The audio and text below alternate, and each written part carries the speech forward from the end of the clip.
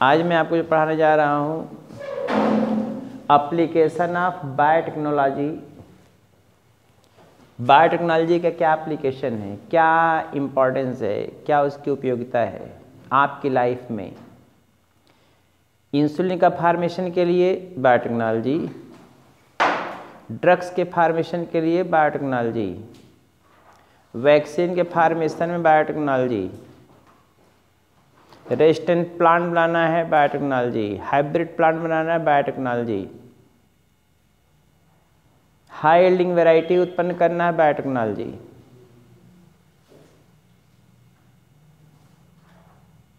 Crop improvement करना है, nutritional value को बढ़ाना है बायोटेक्नोलॉजी, फर्टिलिटी कंट्रोल करना है बायोटेक्नोलॉजी, ट्रांसजेनिक एनिमल को बनाना है बायोटेक्नोलॉजी, ट्रांसजेनिक प्लांट बनाना है बायोटेक्नोलॉजी। बायोटेक्नोलॉजी का उपयोग हर क्षेत्र में हो रहा है, चाहे फार्मास्यूटिकल इंडस्ट्रीज हो, दवा की इंडस्ट्रीज, चाहे वो एग्रीकल्चर हो, चाहे वो डायग्नोसिस हो, चाहे वैक्सीनेशन हो, हर जगह बायोटेक्नोलॉजी का उपयोग हो रहा है।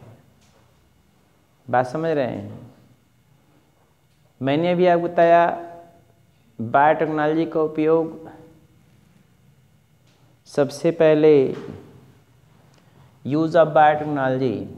मैंने अभी आपको बताया बायोटेक्नोलॉजी का उपयोग विभिन्न क्षेत्रों में किया जाता है, डिफरेंट फील्ड में किया जाता है।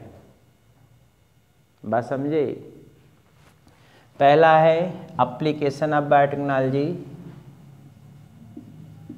पहला है application of biotechnology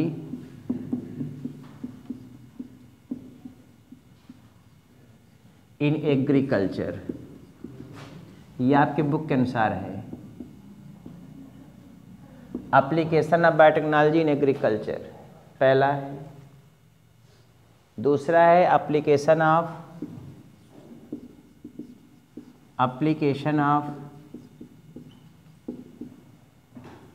biotechnology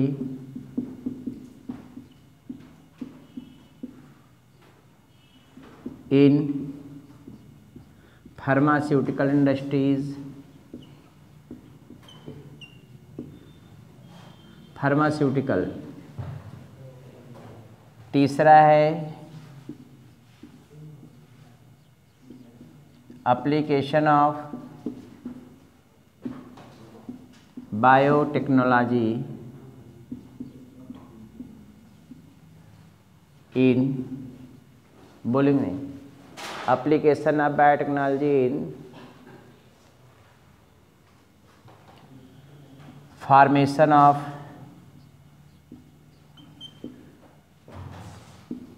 transgenic plant, sorry transgenic animal, आप बुक में ही है, ट्रांसजेनिक एनिमल्स। केवल एनिमल्स से दिया है, हम वही बता रहे हैं।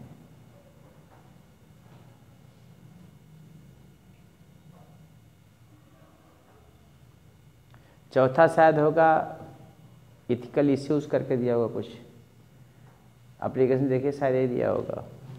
चौथा है एप्लीकेशन, आप चौथा बोल लिया, आप ग्रीन कलर से लिखा होगा, बताइए क्या है। हमारे पास बहुत क्षेत्र हैं। बायोटेक्नोलॉजी इन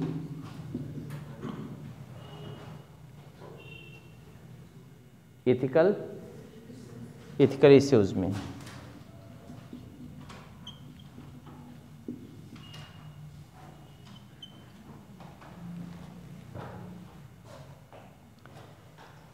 आपकी बुक में 4 क्षेत्र में दिया, 4 क्षेत्र में बता रहा हूं आपको, हालांकि है तो बहुत सारे।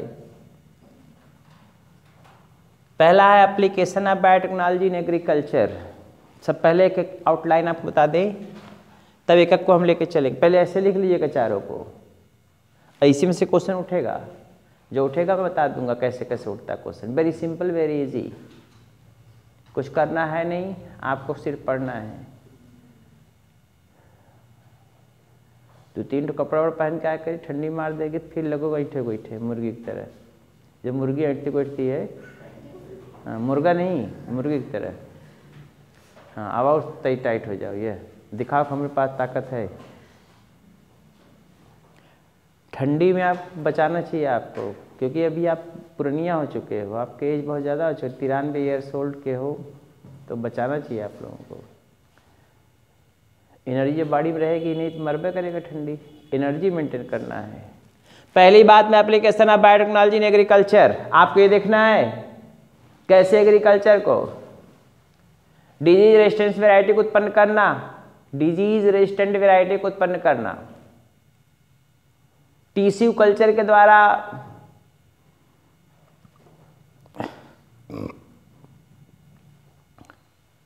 माइक्रोक्लोन को डेवलप करना,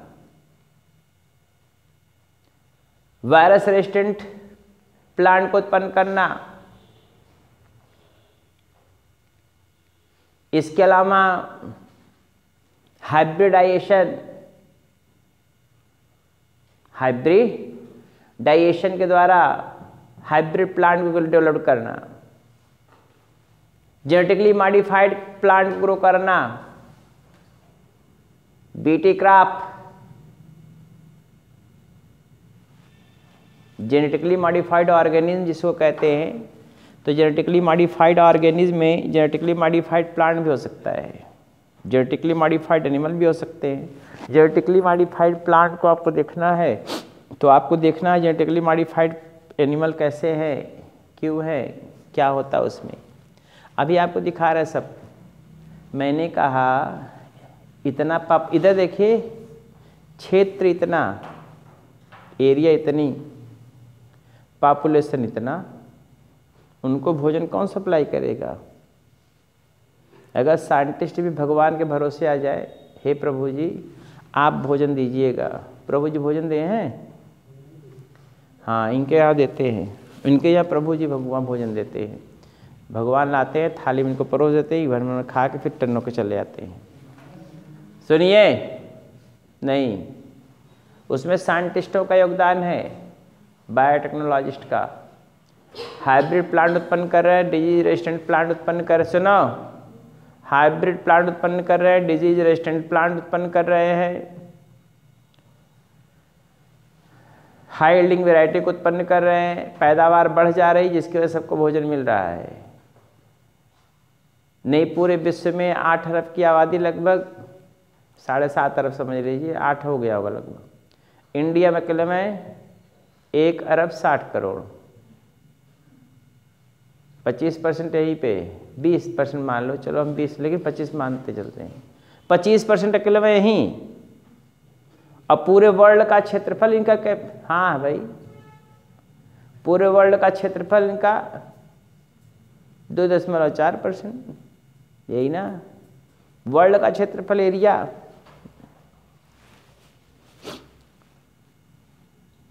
या और मान लो 6%, 4%, 5%, लेकिन पॉपुलेशन एक्सप्लोजन हो रहा है, तो उनको भोजन भी चाहिए, तो भोजन देने के लिए ये सब यूज़ करना ज़रूरी है।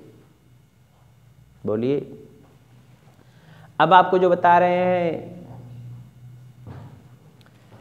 तो एग्रीकल्चर में इसका उपयोग होता है। अच्छी अच्छी variety, resistant variety, hybrid variety, insect के प्रति रेजिस्टेंट वैरायटी, वायरस के प्रति रेजिस्टेंट वैरायटी, बैक्टीरिया के प्रति रेजिस्टेंट वैरायटी को उत्पन्न करने के लिए इसकी आवश्यकता पड़ती है, तो वो बायोटेक्नोलॉजिस्ट करते हैं। दूसरी बात, फार्मास्यूटिकल इंडस्ट्री, दवा के क्षेत्र में। फार्मास्यूटिकल मतलब होता है, फार्मास्यूटिकल में दवा के क्षेत्र, न जानते तो हिंदी में यहाँ लिख सकते हैं, दवा के क्षेत्र में, समझ रहे हैं ना। तो दवा के क्षेत्र के लिए मैंने अभी आपको बताया डिफरेंट टाइप्स का जीन थेरेपी। किसी के अंदर डिफेक्टिव जीन है, उसमें जीन ट्रांसफ़र कर दीजिए, समझ रहे हैं ना। किसी में डिफेक्टिव जीन है, उसके अंदर डिफेक्टिव जीन है, जीन को ट्रांसफ़र कर दीजिए ताकि वो डिजीज़ ख़त्म हो जाए, डिफेक्टिव जीन के कारण जो डिजीज़ हो रहा है, इसको बोलते जीन थेरेपी। सबसे पहले एंडरसन नामक साइंटिस्ट ने 1990 में एक 4 साल की लड़की में ABA से डिफिशियंस थी, ABA डिफिशियंस गर्ल थी, उसके अंदर जीन ट्रांसफ़र करके जीन थेरेपी किया और लड़की ठीक हो गई। और फ्रेंच साइंटिस्ट था, यहाँ का था भी नहीं बेचारा, यहाँ का हो भी नहीं सकता। जब मेडिकल पढ़ने वाले लड़के कह रहे प्रभु कृपा से भोजन मिल रहा है, बताइए तो क्या आशा कर सकते हैं आप? बात समझे? तो जीन थेरेपी, उसके अंदर एक एंजाइम की डिफिशियंसी, सुनो, उसके अंदर एक एंजाइम की डिफिशियंसी थी, ABA डिफिशिएंट, उसका जीन डिफेक्टेड हो गया था। यहाँ बुक में नहीं मिलेगा, हम आपको थ्योरी बता रहे हैं इतिहास याद करने के लिए, समझने के लिए खाली।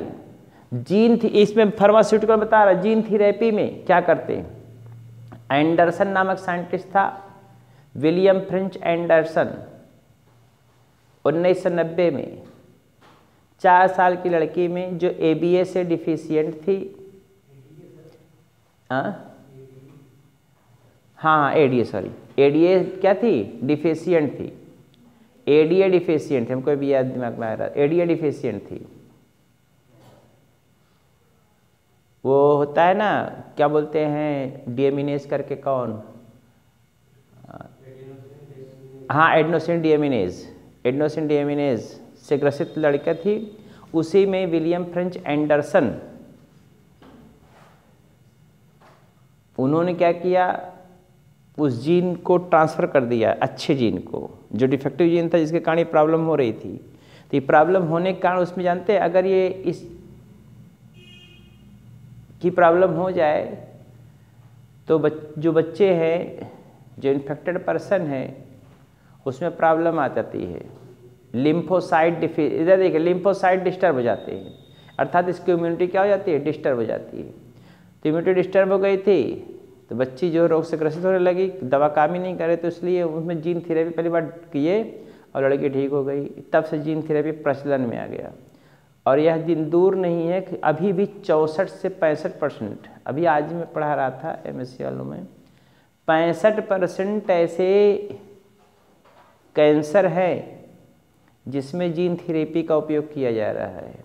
और फ्यूचर में ऐसी संभावना व्यक्त की जा रही है कि 100% कैंसर क्योर हो सकता है, किससे, जीन थेरेपी के जरिए। In future it is hoped that 100% cancer may be cured with the help of gene therapy procedure। बहुत पुराना जीन थेरेपी है, नहीं 90 में इंट्रोड्यूस किया गया था, अभी तक बहुत ज़्यादा प्रचलन में नहीं है, बोलिए ना। लेकिन विदेश में ट्राई करते हैं, ठीक होगा तो अच्छी बात है, नहीं ठीक हो तो कोई बात नहीं है। तो मैं आपको बता रहा था फार्मास्यूटिकल इंडस्ट्री में क्या होता है, बायोटेक्नोलॉजी का उपयोग करते, इंसुलिन के बनाने में आपको बता चुके हैं, जानते भी हैं आप। जीन थेरेपी में इंसुलिन के फार्मेशन में, देखिए इधर इंसुलिन के फार्मेशन के लिए, इंसुलिन बनाने वाला जीन अगर आपके बॉडी में डिस्टर्ब हो गया तो डायबिटीज मेलाइटस के पेशेंट हो जाते हैं हम लोग। अगर हमारी बॉडी में इंसुलिन की कमी हो जाती है तो हम लोग डायबिटीज मेलाइटस से घिर जाते हैं। तो उसको रोकने के लिए हम लोग क्या करते हैं, बाहर से इंसुलिन लेते हैं, हार्मोन। तो बाहर से इंसुलिन का प्रोडक्शन करने के लिए इंसुलिन बनाने वाले जीन को बीटा सेल से निकालना पड़ेगा। A चेन बनाने वाला अलग, B चेन बनाने वाला अलग, दोनों को अलग अलग बना के सल्फाइड के द्वारा सप्लीमेंट कर देंगे, तो डाइसल्फाइड बॉन्ड बन जाएगा और आपका इंसुलिन बन जाएगा, बोलिए ना। लेकिन उसके साथ अनवांटेड चीज़ें बन जाती है, उसको निकालना ज़रूरी होता है, वो आपको बताएंगे हम डिटेल में भी। तो मैंने कहा इंसुलिन का फार्मेशन फार्मास्यूटिकल इंडस्ट्रीज में, जीन थेरेपी फार्मास्यूटिकल इंडस्ट्री में इंक्लूड होता है। इसके अलावा फर्टिलिटी कंट्रोल के लिए भी इसका उपयोग होता है। डिफरेंट टाइप की दवाएं खाते हैं लोग, महिलाएं खाती है बेचारी गोली हमजोली मालाडी अनवांटेड 72 टुडे, है ना, सहेली मालाडी गोली हमजोली unwanted 72, these are oral pills, जो हम ओरली लेती हैं महिलाएं 21 दिन तक लेती, सहेली को छोड़ करके। सहेली नॉन स्टेरॉइडल है, वंस ए वीक लिया जाता है, बाकी सबको 21 दिन लिया जाता है। और सहेली को छोड़ दिया तो सारी स्टेरॉइडल है, केवल सहेली नॉन स्टेरॉइडल है। और स्टेरॉइडल ड्रग्स सभी नुकसान करती हैं आपको। जब आपको सब नुकसान करती है जाहिर सी बात प्रॉब्लम तो होगी। ट्यूबेक्टॉमी वाक्सेक्टॉमी कराएंगे तब वो प्रॉब्लम है। तो उसी के लिए क्या करते हैं, इस विधि का अप्लाई करके ऐसे वैक्सीन बना देते हैं जो हार्मोन को एक्शन करने ही नहीं देते। इधर देखिए, हार्मोन को एक्शन करने ही नहीं देते। वैक्सीन मतलब क्या, डिजीज़ के प्रति नहीं, हार्मोन के प्रति ऐसा बना देंगे, इंजेक्शन लगा देंगे, न तो कॉपर टी लगाने की ज़रूरत है, न वासेक्टॉमी कराने की ज़रूरत है, ट्यूबेक्टॉमी कराने की ज़रूरत है, न सहेली खाना है, न गोली हमजोली खाना है, कुछ नहीं खाना है, खाली वही इंजेक्शन लगवा लेंगे। अब आगे मार्केट में अवेलेबल भी हो गया इसमें, वही वैक्सीन लगाना हार्मोन का क्या करेगा, प्रभाव कम कर देगा, जिसकी वजह से इम्प्लांटेशन प्रेगनेंसी नहीं होगी, प्रॉब्लम सॉल्व, फर्टिलिटी कंट्रोल हो गई।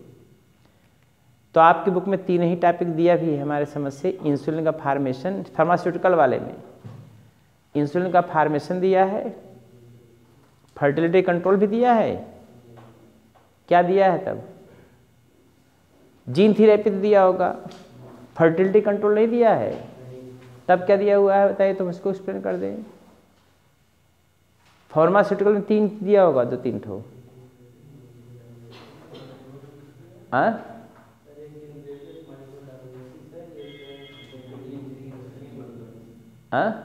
इंसुलिन का फार्मेशन, दूसरा डायग्नोसिस के लिए, बस ठीक है, और तीसरा वही जीन थेरेपी बस। लेकिन फर्टिलिटी कंट्रोल जानते रहिएगा, नहीं कोई प्रॉब्लम नहीं है, हम लोग बता दे रहे हैं। आप देखो नेक्स्ट टॉपिक है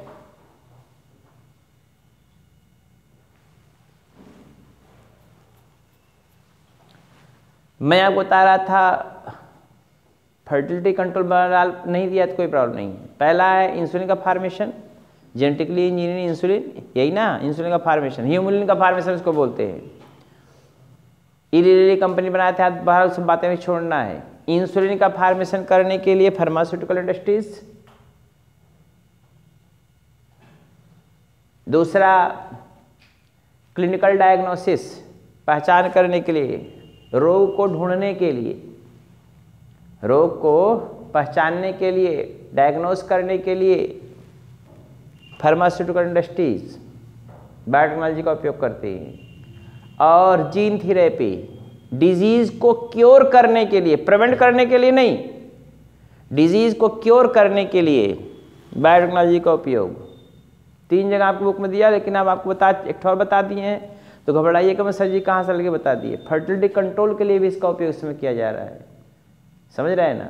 बहरहाल 3 आपके पूछा है इंसुलिन का फार्मेशन में, दूसरा आपके यहाँ पूछा बताया वो डायग्नोसिस ऑफ डिजीज़ के डायग्नोसिस में, तीसरा यहाँ दिया हुआ है किसमें, जीन थेरेपी, किसके लिए, डिजीज़ को ट्रीट करने के लिए जीन थेरेपी करते हैं। हो गई बातें, ये तो हो गया बायोटेक्नोलॉजी इन फार्मास्यूटिकल इंडस्ट्रीज में। Application of biotechnology in formation of transgenic animals, transgenic animals के बनाने में, एनिमल्स के अंदर डिजायर्ड जीन को इंट्रोड्यूस कर दीजिएगा। जैसे मान लीजिए फिश है, फिश क्या अंदर आपने क्या किया, ग्रोथ हार्मोन बनाने वाले जीन को इंट्रोड्यूस कर दिया। अब फिश जो है, फिश के ब्लास्टोसिस्ट या एग्स अवस्था में जब एग रहता है उसी समय क्या कर इंट्रोड्यूस कर देंगे। अब उस हर सेल के अंदर उसके पास क्या होगा, ग्रोथ फार्मिंग जीन होगा, तो ग्रोथ हार्मोन बनाने वाला जीन होगा, तो ग्रोथ हार्मोन ज़्यादा बनेगा, ग्रोथ हार्मोन बनेगा तो मछली तुरंत जल्दी बढ़ जाएंगी, ग्रोथ ज़्यादा होगा। उस मछली को आप खाएंगे तो आप का भी ग्रोथ ठीक ठाक होगा, समझे। मछली बन के तैयार है, लो कितने 5 किलो चाहिए, 6 किलो की मछली बन के तैयार। ये ट्रांसजेनिक एनिमल्स हैं। और देखिए आप चाहते हैं कि सीप में ऐसा मिल्क बने जिसमें इम्यूनिटी हो, इम्यूनोग्लोबुलिन बनाने वाला जीन उसमें इंट्रोड्यूस कर दिए, इम्यूनिटी बन के तैयार, उसके दूध में इम्यूनिटी मिलेगी आपको, बोलिए ना। मुर्गे की वैरायटी को उत्पन्न करना चाह रहे, उसमें चाह रहे हैं हाई विल्डिंग, ज़्यादा प्रोटीन की मात्रा हो, उसमें क्या करिए, स्पेसिफिक प्रोटीन बनाने वाला जीन उसमें इंट्रोड्यूस कर दीजिए, प्रोटीन बन के तैयार होगा और बहुत जल्दी जल्दी ग्रो भी करेगा वो, तो पैदावार तो बढ़ाएंगे ही और आपके लिए हेल्दी भी रहेगा। तो मैंने क्या कहा, ट्रांसजेनिक एनिमल्स बनाने में गोट भी बनाई जा चुकी है, भेड़ भी बनाई जा चुकी है, मछली भी बनाया जा चुका, सुअर भी बनाई जा चुकी है और मुर्गा भी बनाया जा चुका है। ये सब ट्रांसजेनिक एनिमल्स बनाए जा चुके हैं। गोट, सीप, फिशेज, माइस, चूहा भी बनाया जा चुका है। गोट, फिशेज, पाउल्ट्री, चिकन, पिग, ये सब बनाए जा चुके हैं जो हाई यील्डिंग देने वाले। इथिकल इश्यूज, इसमें बायोटेक्नोलॉजी का उपयोग लोगों को इथिकल इश्यू समझते हैं। इथिकल इश्यू मतलब होता है, इथिक्स मतलब समझते हैं, धार्मिक प्रवृत्ति को भी मेंटेन कराने के लिए, समझाने के लिए इसका यूज़ होता है। कैसे होगा बाद बताएंगे, समझ रहे हैं ना। सबका अपना अपना विचार अलग अलग होता है ना, तो विचारों को परिवर्तित करने के लिए भी इसकी ज़रूरत पड़ती है। अब आपको हम पहला टॉपिक पढ़ाने जा रहे हैं, बायोटेक्नोलॉजी इन एग्रीकल्चर। एक टॉपिक, दो टॉपिक खत्म ही कर देंगे। बायोटेक्नोलॉजी इन एग्रीकल्चर,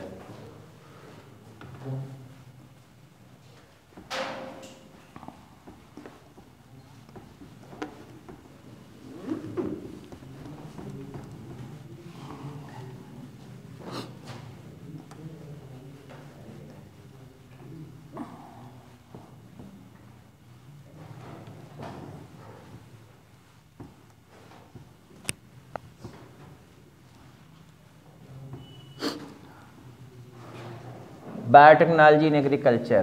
पहला देखिए, biotechnology in agriculture, agriculture biotechnology का क्या उपयोग है।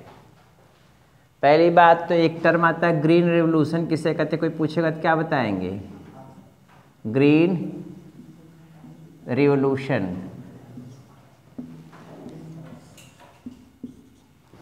ग्रीन रिवोल्यूशन मतलब होता है हरित क्रांति, इसका शाब्दिक अर्थ होता है हरित क्रांति। किसके लिए चलाया गया था, for production of, for increasing production of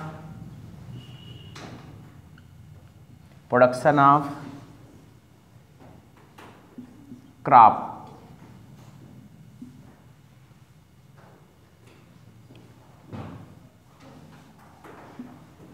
इसको बोलते हैं क्या, ग्रीन रिवोल्यूशन। समझ में आई बात। और उसमें से भी क्रॉप में मोस्टली किसके लिए था, ये व्हीट एंड राइस के लिए था, व्हीट और राइस के लिए। हो गया। एक येलो रिवोल्यूशन था, बुक में आपके नहीं है लेकिन हम बता दे रहे हैं। येलो रिवोल्यूशन किसके लिए था,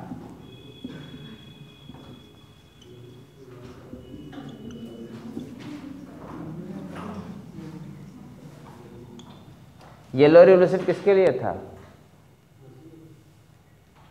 मछली के लिए ब्लू रिवोल्यूशन था, एक्वाकल्चर के लिए। यही पहले 4-5 बार बता दे रहे हैं, समझ रहे हैं ना।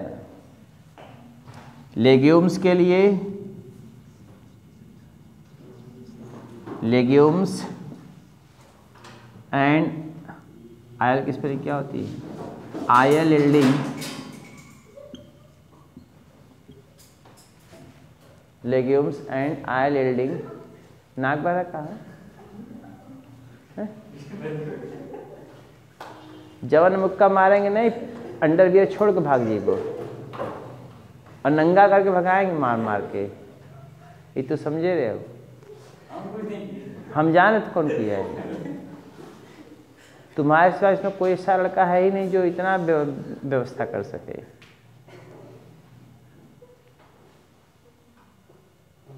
लोग देखेंगे जब अंडरवियर पे तो सोचेंगे कि अच्छा लड़का है ये, गधे नहीं तो। ऑयल एल्डिंग प्लांट,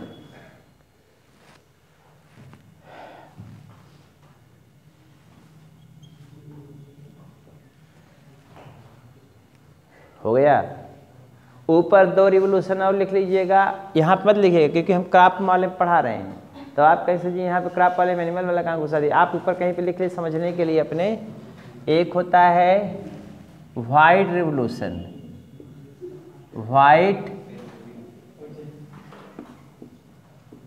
व्हाइट रिवोल्यूशन किसके लिए है? व्हाइट रिवोल्यूशन का हो,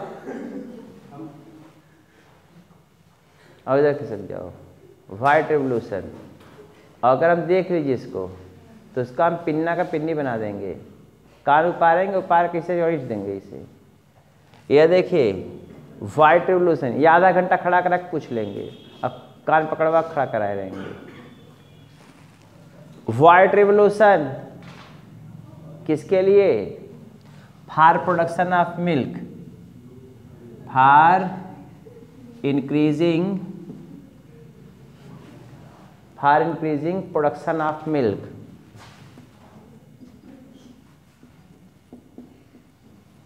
प्रोडक्शन ऑफ मिल्क के प्रोडक्शन के लिए। तीसरा है ब्लू रिवोल्यूशन, ऊपर कहीं लिखिएगा, यहाँ ना लिखिएगा। Blue revolution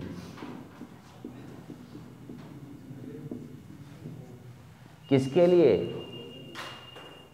for production of aquaculture, for increasing किसके लिए? एक्वाकल्चर। मछली उछली का, मछली, क्रैब और प्राण सब उसमें आ जाएंगे, पर्ल, ऑयस्टर सबके लिए। फॉर इंक्रीजिंग एक्वाकल्चर, एक्वाकल्चर में जो पानी में हम कल्चर करते हैं उसमें कौन कौन आ जाएंगे? 4-5 आ जाएंगे। फिश, प्राण, लोबस्टर, क्रैब और जो है ऑयस्टर, etc, ये सब इसमें आ जाएंगे। तो ये मैं क्यों बता रहा था, ये भी रिवोल्यूशन 2 ठो है। एक चीज जगह पे आप कई चीज जान गए।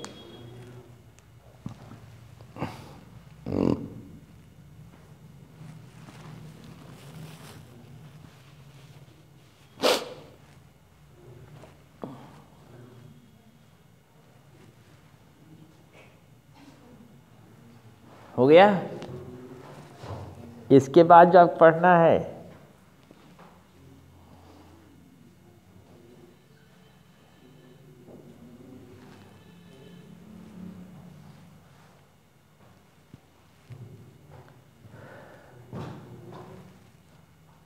इंक्रीज करा दें, आप पढ़ा दें, इसको हटा दें।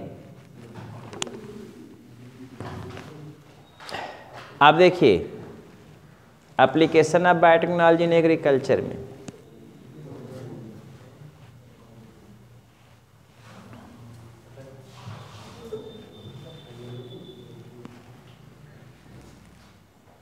बायोटेक्नोलॉजी का उपयोग कहाँ कहाँ पर कैसे कैसे होता है एग्रीकल्चर में।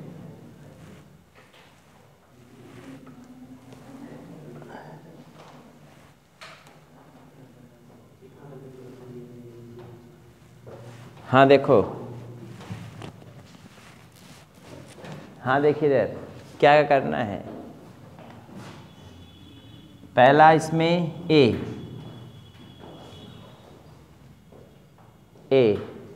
टिश्यू कल्चर है, टिश्यू कल्चर है। बी है वायरस रेजिस्टेंट प्लांट बनाना। तीसरा है एबीसी है बुक में नहीं लिखा ऐसा, ये मैं बोल रहा हूँ। तीसरा है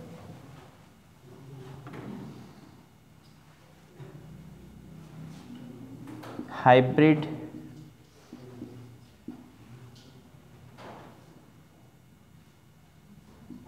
प्लांट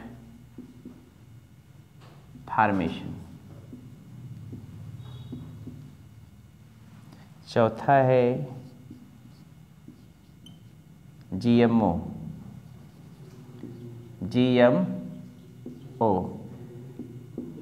जेनेटिकली मॉडिफाइड ऑर्गेनिज्म के प्रोडक्शन के लिए, जेनेटिकली मॉडिफाइड ऑर्गेनिज्म के उत्पादन के लिए GMO ये है।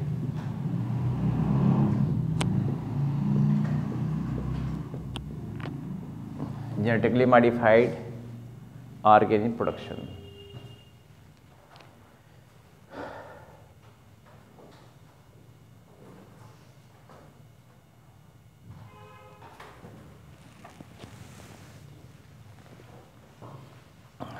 इरेज कर दे, बोलिए। तो पहला हमको देखना है टिश्यू कल्चर।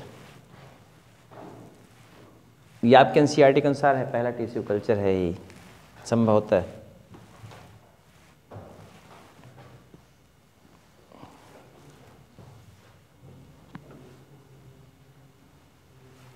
अब टिश्यू कल्चर में देखिए क्या करते हैं। ये कोई प्लांट है,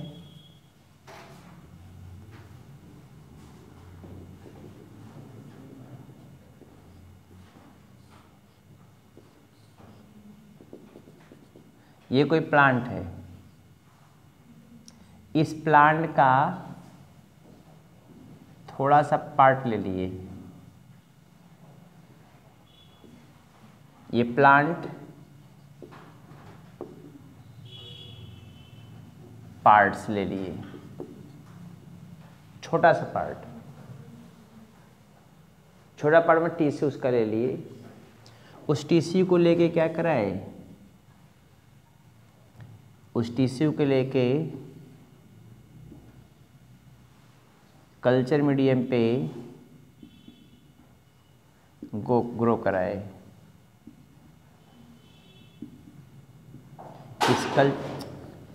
इस कल्चर मीडियम में क्या होगा?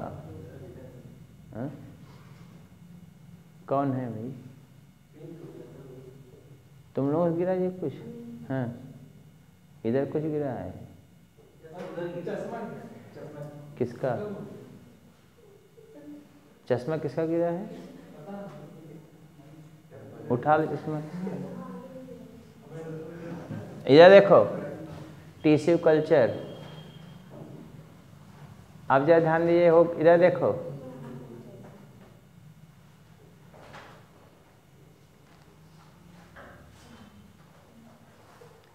इस टिश्यू को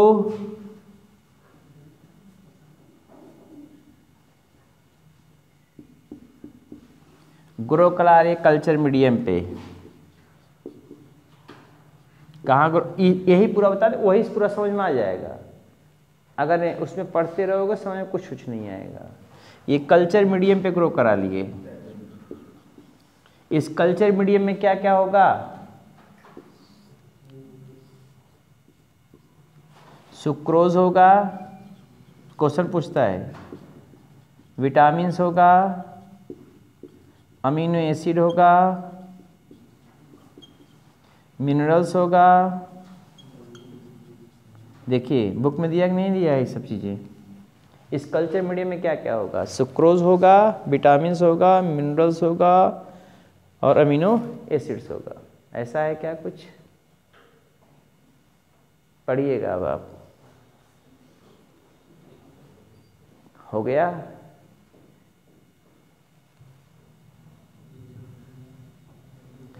ये जो सेल लिए हुए हैं इसको हम बोलते हैं एक्सप्लांट। देखिए टर्म दिया एक्सप्लांट का, एक्सप्लांट का टर्म दिया है। आप देखिए इसके पास ये, इसको हम टोटी पोटेंट सेल कहते हैं। इसके अंदर टोटी पोटेंसी है, ये भी टर्म दिया हुआ है, नहीं दिया? टोटी पोटेंशियल दिया, टोटी पोटेंसी। अब इसके बाद ध्यान दीजिएगा, इससे क्या होगा,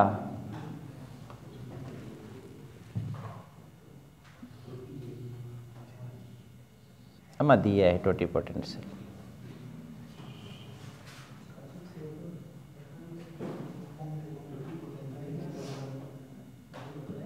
टोटी पोटेंसी यहाँ टोटी है, टोटी पोटेंसी, टोटो पोटेंसी टोटी पोटेंसी है।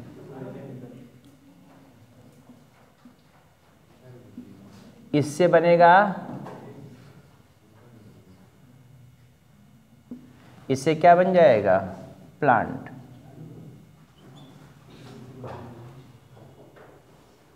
इससे कौन ग्रो करेगा, प्लांट। और ये प्लांट जो होगा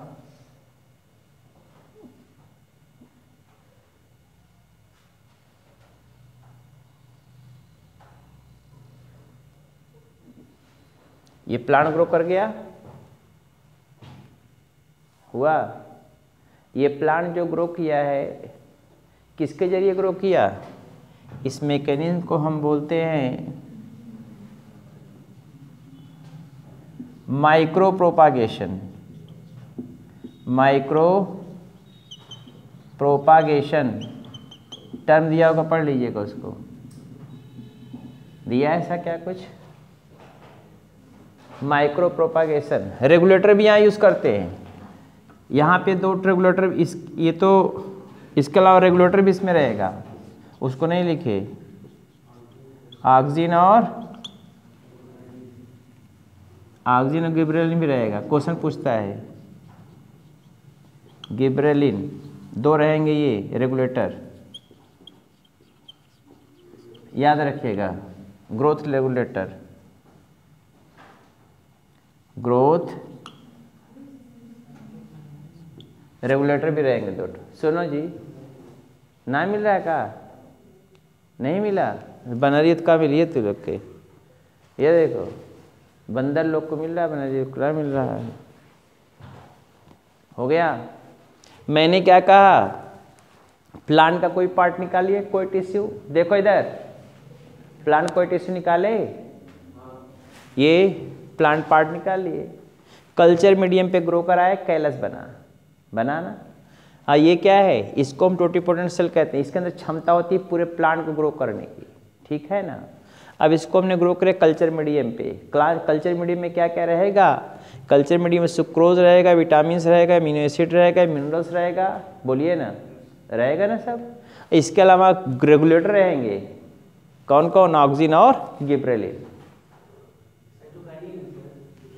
गिबरेलिन नहीं दिया हुआ है, अच्छा, ऑक्सिन और साइटोकाइनिन है,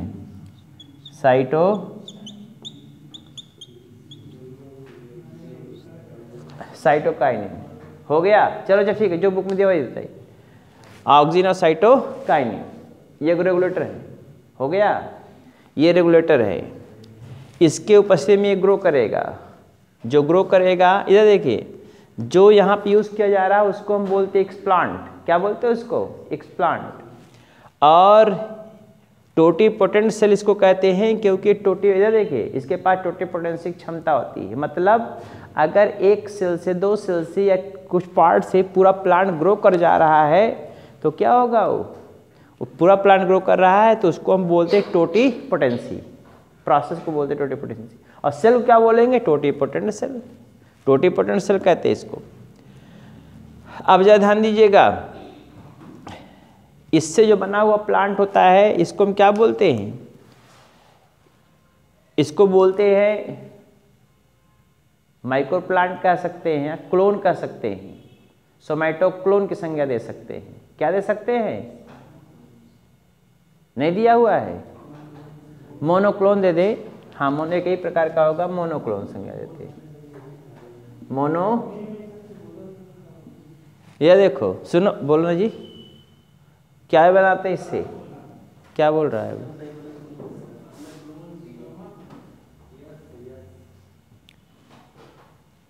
मोनोक्लोन भी कह सकते हैं इसको, सोमाक्लोन भी कह सकते हैं।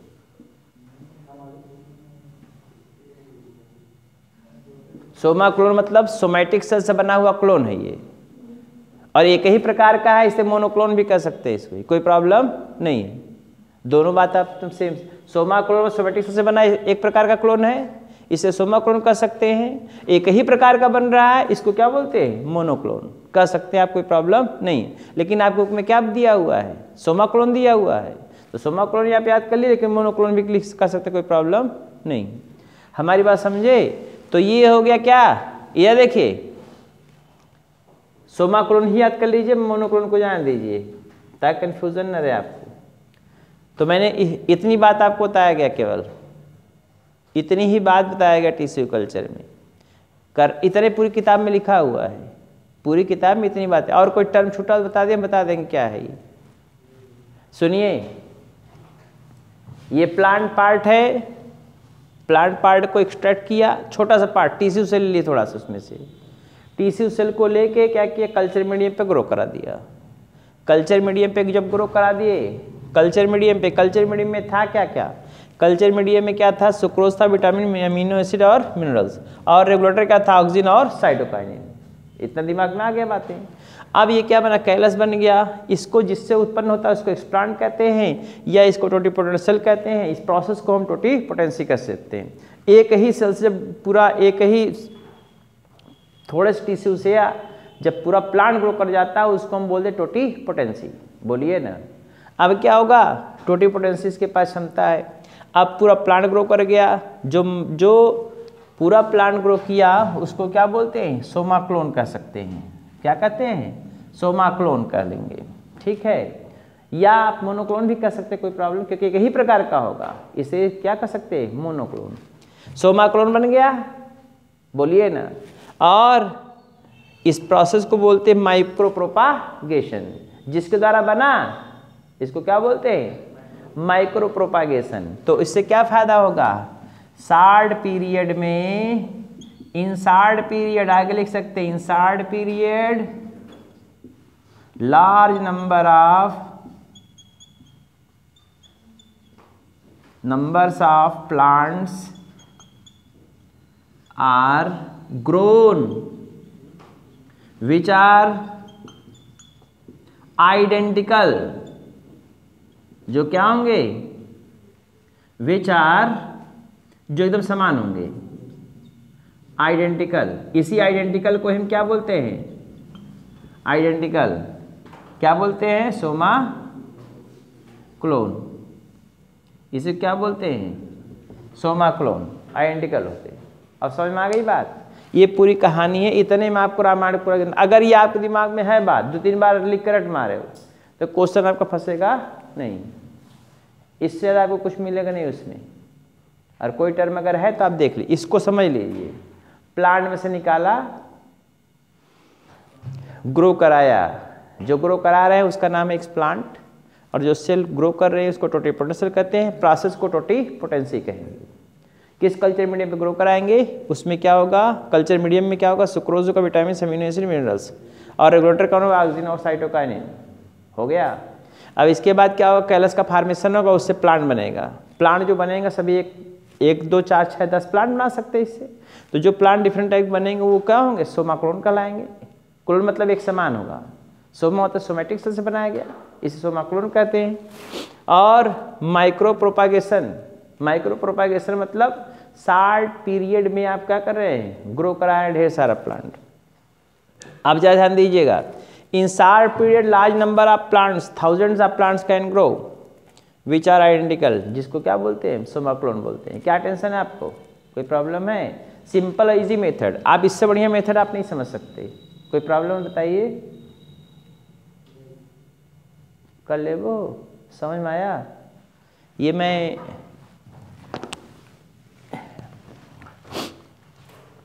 ये पहला मेथड था। कौन सा, क्या बनाने के लिए? पहला क्या था ये? Tissue culture. क्या बोलते हैं इसको? Tissue culture. ये पहले मेथड में था। ये एप्लीकेशन बायोटेक्नोलॉजी एग्रीकल्चर में पहला था टिश्यू कल्चर।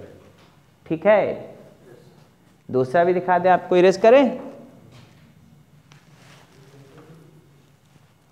हाँ भैया, एग्जाम्पल बताइए कौन कौन, हम एग्जाम्पल सब लिखते रहे। एग्जाम्पल इसका देख लीजिए क्या क्या बनाया गया है। एग्जाम्पल इससे कौन कौन बनाया गया है? प्लांट आप बोलते जाइए, हम लिखते जाएंगे हम, क्योंकि हम अपने हिसाब से लिख देंगे तो आपके ज़्यादा हो जाएगा। कितने एग्जाम्पल्स हैं? नाम बोलो। एक तो बनाना होगा, कंफर्म है? बनाना हो गया, BANANA। दूसरा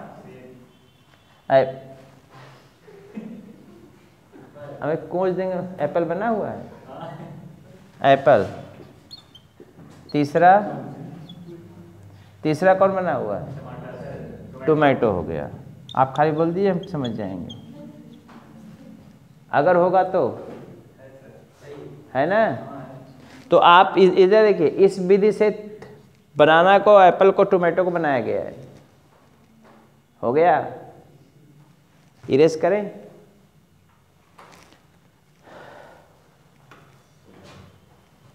क्योंकि बुक से ज़्यादा हम एक अक्षर नहीं पढ़ाना चाहते, इसलिए नहीं पढ़ाना चाहते क्योंकि आपका नुकसान मिले होगा उसमें। बनाया टोमेटो एग्जाम्पल याद कर लीजिएगा।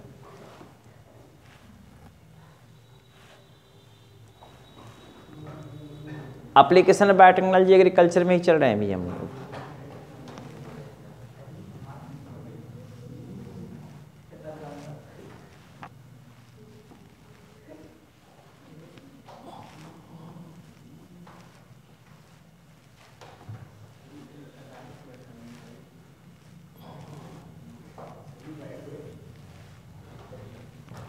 इरेज करें इसको।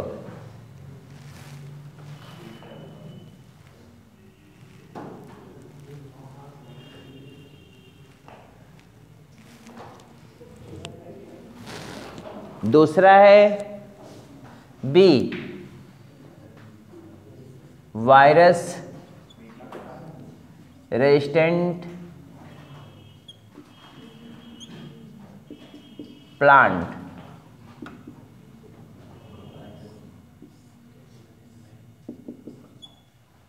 वायरस रेजिस्टेंट प्लांट बुक में आपके हेडिंग डाल के नहीं दिया हुआ है, पैरा चेंज करके दिया हुआ है।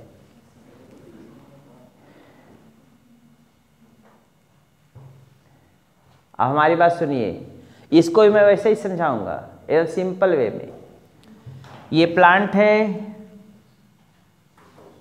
कोई प्लांट है,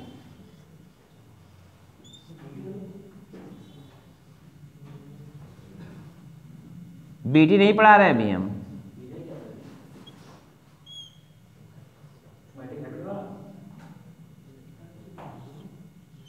हाँ भैया,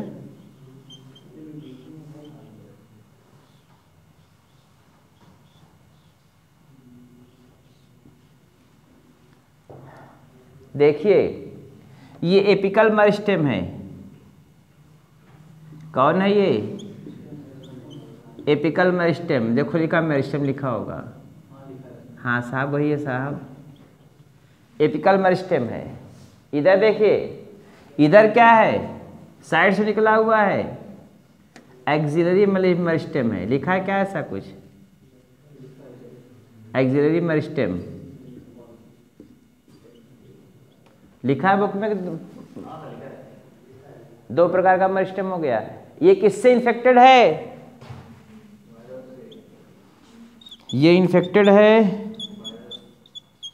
उनको किताबियाँ ढूंढते हैं, किताबियाँ कुल लिखा है। मैं बता इसे याद कर लो, पुरानिया लोग को देखा है, मिला। ये वायरस इन्फेक्टेड प्लांट है। अब इसके हम इधर देखो, मेरिस्टेम सेल को ले लेते हैं। किस सेल को ले लेंगे?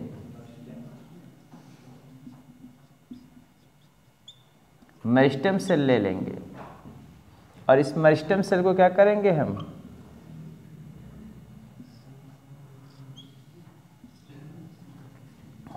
कल्चर कराएं कहाँ पे?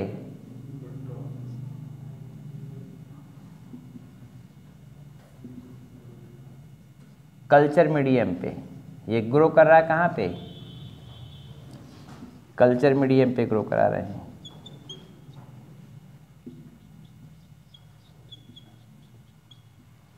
हो गया। इसमें देखिए सब जगह वायरस होगा, ये इधर देखिए ना, सब जगह ये वायरस होगा, इन्फेक्टेड बाय वायरस है ना, ये वायरस सब जगह पे होगा। लेकिन एपिकल जो मेरिस्टेम है या एक्सिलरी मेरिस्टेम बगल से निकलता है, एपिकल में ऊपर वाला जो निकलता है, जो एपिकल मेरिस्टेम है, एक्सिलरी मेरिस्टेम है, इसमें वायरस नहीं होता, लेकिन उसके पास वायरस से लड़ने की क्षमता होती है। जैसे हम लोगों में क्या बनाता है? वैक्सीन बनता है। तो इसके अंदर क्या है? इस सेल के अंदर, एपिकल मेरिस्टेम सेल के अंदर क्या है? वायरस रेजिस्टेंट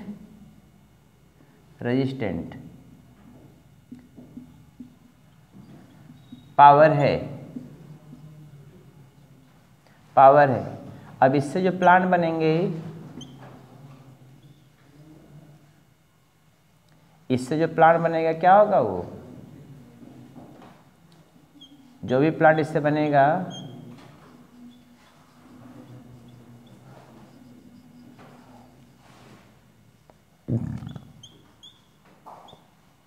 ये क्या होगा? वायरस। जो बुद्धि बता दे रहे हैं उसको याद कर लीजिएगा, कभी जिंदगी में दिमाग से भूलेगा नहीं, अगर याद कर लिए। वायरस रेजिस्टेंट प्लांट होगा, रेजिस्टेंट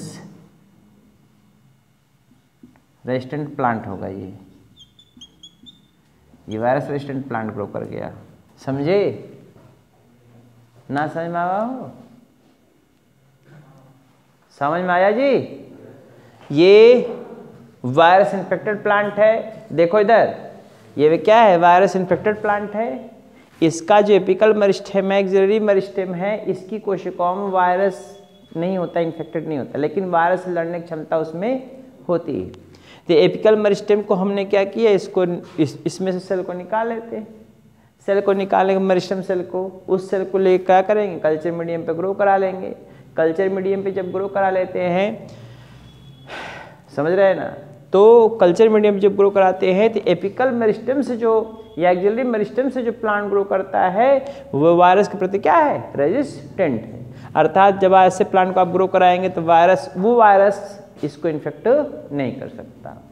इतनी बात है, किताब पढ़ डालिए पूरा, इतना अच्छा पैरा, इतने मिलेगा आपको। लेकिन आपको ये खाली आप ही समझ सकते हैं। लिखना चाहे 2 लाइन लिख सकते हैं आप यहाँ नीचे। क्या? Virus infected cell plant have no in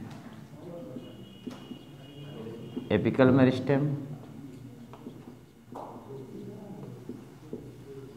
axillary meristem.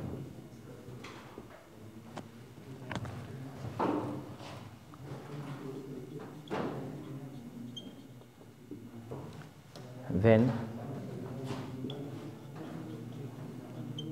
apical meristem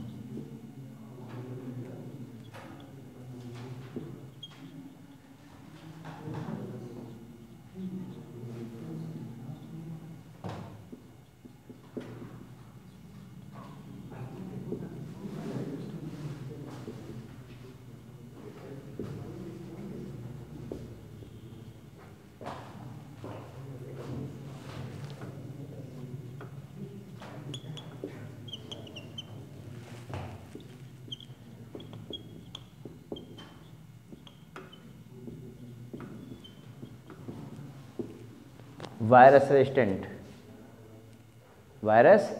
resistant का होगा। नहीं समझ में आया क्या? प्रदीप कुछ परेशानी बता दियो। मैं एक आप लोगों को हम दिमाग में रखने की बातें बता रहे हैं, किताब में नहीं पढ़ा रहे हैं। ये हम आपको सर्च, क्या हो गया? कुछ परेशानी है? बहुत दुखी आत्मा लग रहे हैं आप लोग, ऐसे लग रहे जैसे हम बहुत गलती करके पढ़ा रहे हैं। इस सर्च करके बताया ताकि आपको इसे याद हो जाए कि प्रदीप तो कह ही नहीं सकता ऐसा। समझ में आता प्रदीप? अच्छा किसको नहीं आ रही बताओ? हैं? आप लोग नहीं समझ में आ रहा है देवियों? ये जो कॉन्सेप्ट बता रहे हैं वो सब कॉन्सेप्ट बहुत सर्च करेंगे तो समझ में आएगा, वैसे नहीं आएगा। वैसे किताब में पढ़ते रहो 5 बार, वैसे याद रहे भुला जाइए कब से।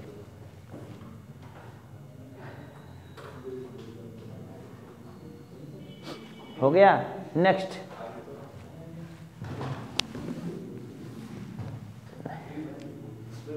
अरे तीसरी विधि है सोमैटिक हाइब्रिडाइजेशन विधि।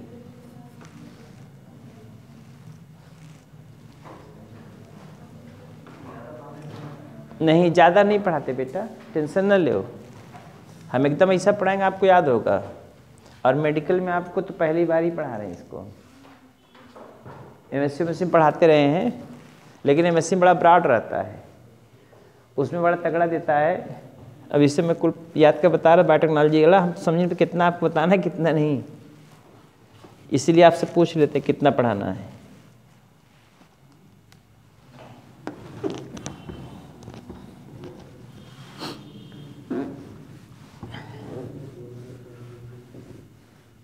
तीसरा है ABC सोमैटिक हाइब्रिडाइजेशन।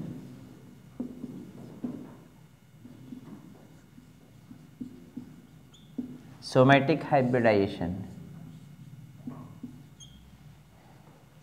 इसमें क्या करते थे देखिए, 2 सेल ले लेते हैं, प्लांट सेल लेंगे, एनिमल सेल नहीं कर सकते इसमें। 2 प्लांट सेल ले लिए,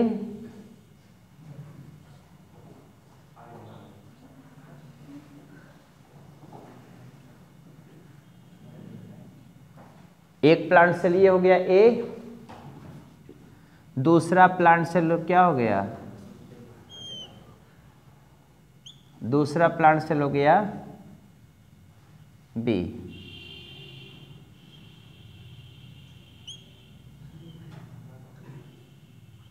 चलो इसको हम ऐसे दिखा दे रहे हैं, ये दूसरा प्लांट सेल है B।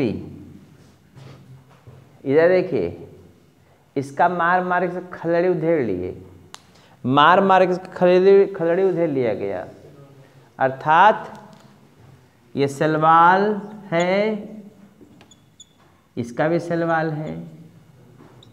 इसको क्या कर दिया गया, डाइजेस्ट कर दिया गया। क्या कर दिया गया, डाइजेस्ट कर दिया गया। डाइजेस्ट मतलब रिमूव कर दिया गया। जब सेलवाल डाइजेस्ट हो जाएगा तो क्या बनेगा, प्रोटोप्लाज्म। ये प्रोटोप्लाज्म बन गया।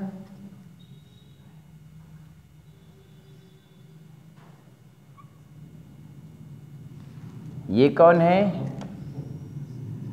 प्रोटोप्लाज्म। ये कौन है, प्रोटोप्लाज्म। ठीक है भाई, ये दोनों प्रोटोप्लाज्म है। ठीक, अर्थात cytoplasm, nucleus with plasma membrane. याद रखिएगा इसको, साइटोप्लाज्म न्यूक्लियस, साइटोप्लाज्म कामा न्यूक्लियस प्लस किसके साथ, प्लाज्मा मेम्ब्रेन के साथ। ठीक है, बोलिए। इस दोनों को हम क्या किए, इन दोनों को हमने जो है हाइब्रिड करा दिया गया, जोड़ दिया। इन दोनों को क्या किया, जोड़ दिया।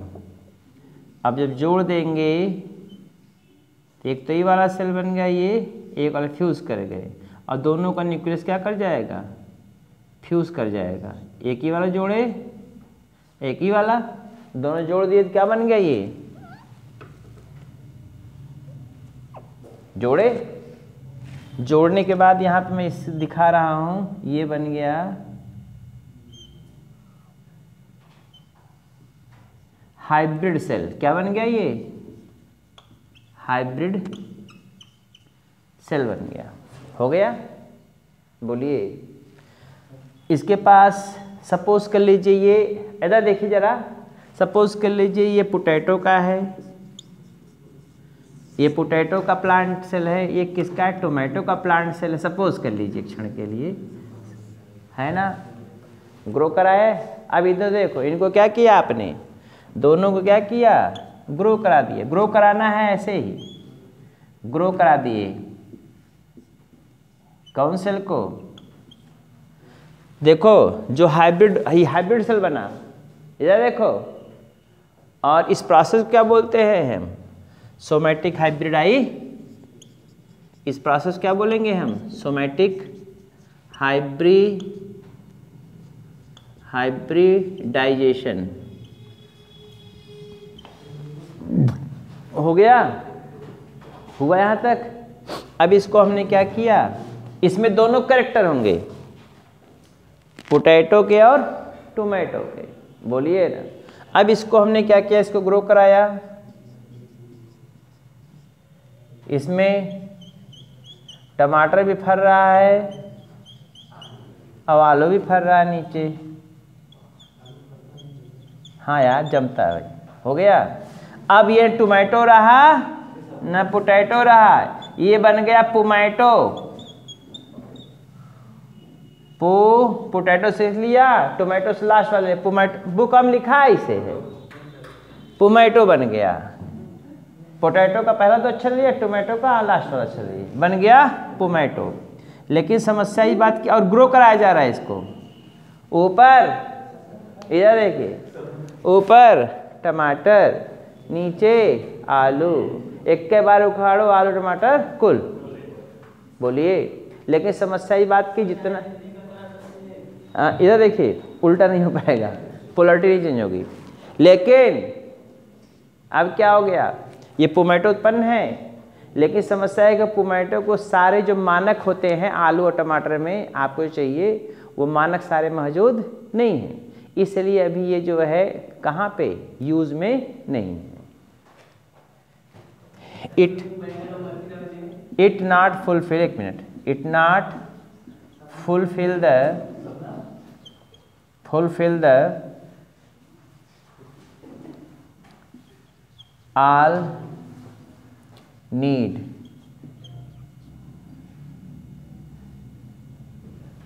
hence not used by humans। Humans द्वारा नहीं यूज किए जा रहे हैं। हो गया ना भाई? प्रदीप मार ही नहीं सकते, बाहर तुम पढ़ो। हाँ, समझ में आया? हाँ हाँ, किसी का भी करा सकते। एक तो हम एग्जाम्पल दिए हैं, दूसरा करा सकते, तीसरा करा सकते, चौथा करा सकते हैं। समझ रहे हैं ना? लेकिन ये रहे कैरेक्टरिस्टिक फीचर मिलते जुलते जुड़ जाए, जो जुड़ जाए। जैसे आपका टमाटर भी उसी फैमिली का है, और क्या है, पोटैटो उसी फैमिली का है ना। तो हो सकता है ब्रिंजल भी हो सकता है इसके साथ, समझ रहे हैं ना, उसका भी हाइब्रिड करा सकते हैं, संभावना है ऐसी। हमारी बात समझे? इधर देखो, कुछ नहीं करना है। दो प्लांट सेल को लिया, प्लांट सेल का सेल वाल रिमूव कर दिया डाइजेस्ट करा के।